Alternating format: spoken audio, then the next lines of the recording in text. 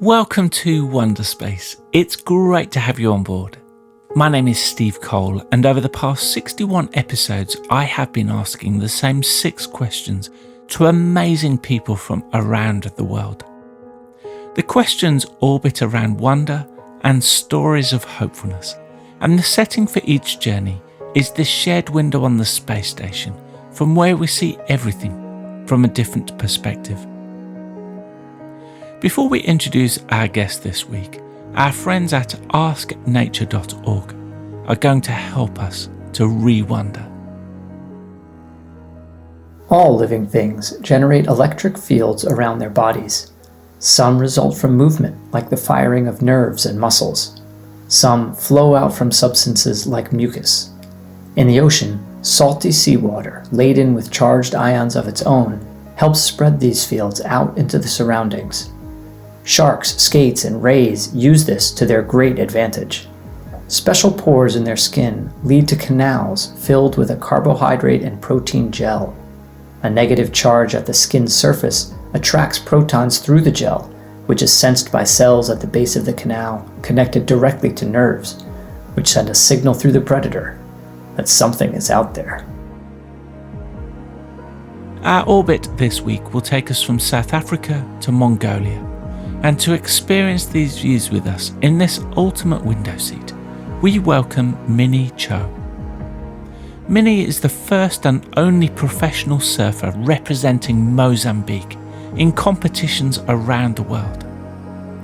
Mini is also the programs director for an amazing organisation called Surfers Not Street Children, who work in both Mozambique and in Durban in South Africa. I start by asking Mini, if we could do a fly past on any part of the world that is significant to you, which place, city or country would it be and why?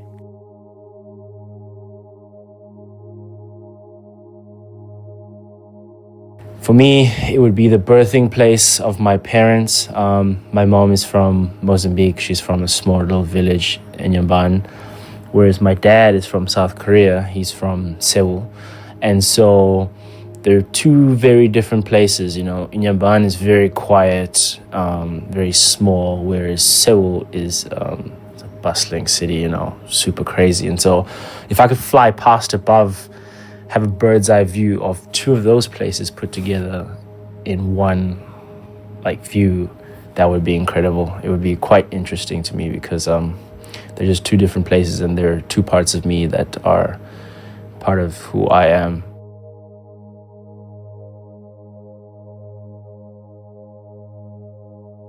Just a little bit of background of how I grew up. I was born in Inyaban, in Mozambique, but my parents moved to South Africa when I was very, very young. My parents both are economic migrants in South Africa, and so we obviously moved there in search for a better life.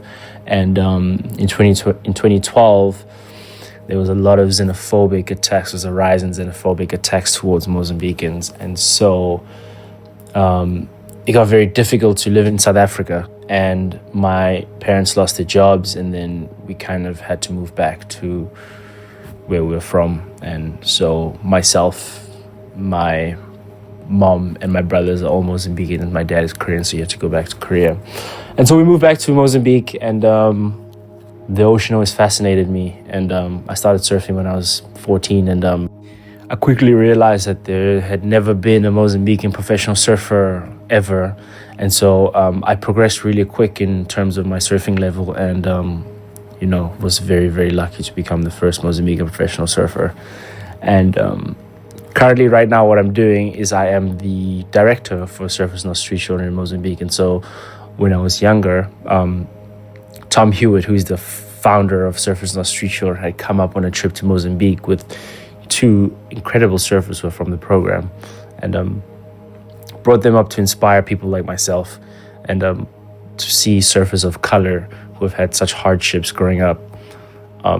That inspired me to look into the work that they were doing and to really be a part of it. And so surfing and Surfers Not Street Children really gave me a lot in my life, and right now I'm really, really stoked to be the director. I would never have thought that I would be, but it was such an inspirational story to meet the two guys, Ntando and Sihle, and it's a story that will live with me forever, and it's set me up to where I am today. And so, yeah, very inspirational guys to me.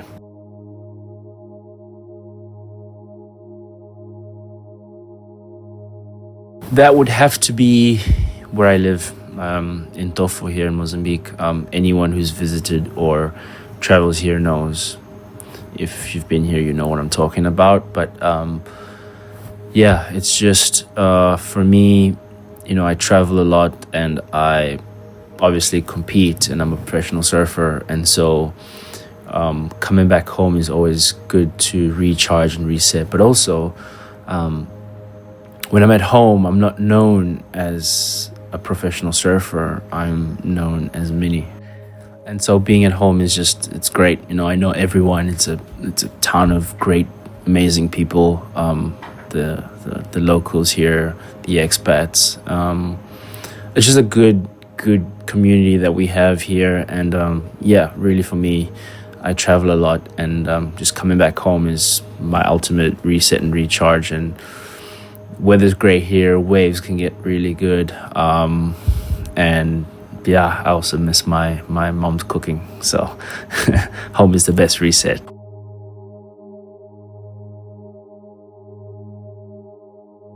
The wonder of the natural world that would probably get me the most excited is, to me, the ocean.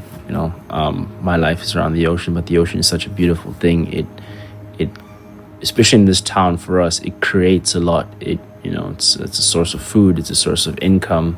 It's a source of an escape for me, because surfing has always been an escape for me. It could be therapeutic for people, and then on top of that, like, waves are such beautiful things, and it blows my mind, that as a surfer we ride the energy of the ocean. And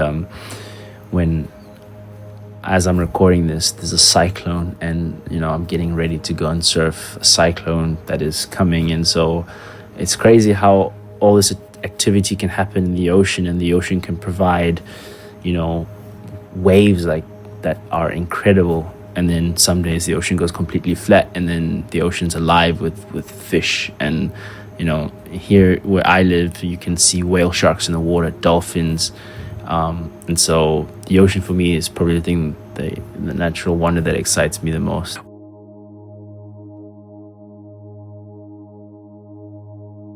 My story of hopefulness or hope would have to be about Surfers Not Street Children. Surfers Not Street Children do such incredible work, and I've met the guys in the program that have come through the program who've experienced such tough upbringings or have had such long spells of hardship, and they've really come out of it. And so for me, Surfers Not Street Children is the ultimate story of hope, because some of the guys in the program, I'll give you an example, like Ntando or Sihle.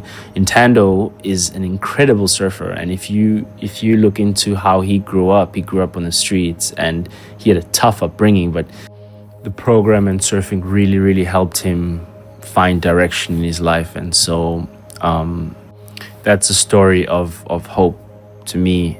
This is just one of the many kids and stories that come out of this program, and Surfers Not Street Children has definitely made an impact on a lot of kids in South Africa and in Mozambique through the work that they do. And on a more personal level, when I moved to Mozambique, it wasn't planned, and so I didn't really know what I was going to do with my life. And obviously I was surfing, and Surfers Not Street Children really gave me hope, because I had seen how these guys had grown up and how tough their upbringings were, and so it inspired me to push through the tough times that I had. And I had no real direction in my life, and surfing gave me that direction. And Surfers Not Street Children as well inspired me to give back and work for an organization that I feel good about the work that I do. And so Surfers Not Street Children definitely is my biggest story of hope.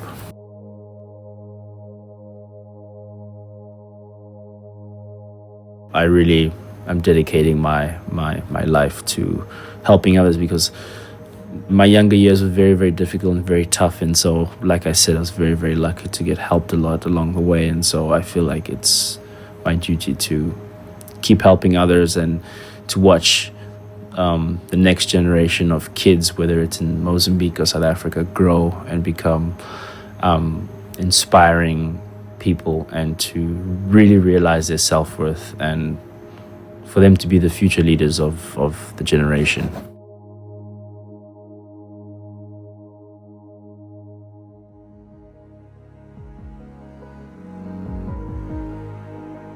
To find out more about Surfers Not Street Children, go to surfnotstreets.org. To engage with the previous 61 Wonderspace episodes, go to our website ourwonder.space. I want to thank Mini for joining us on Wonderspace. We are taking time to reset next week, but we'll be back with another episode of Wonderspace on the 28th of February. I hope you can join us then for more wonders and stories of hopefulness.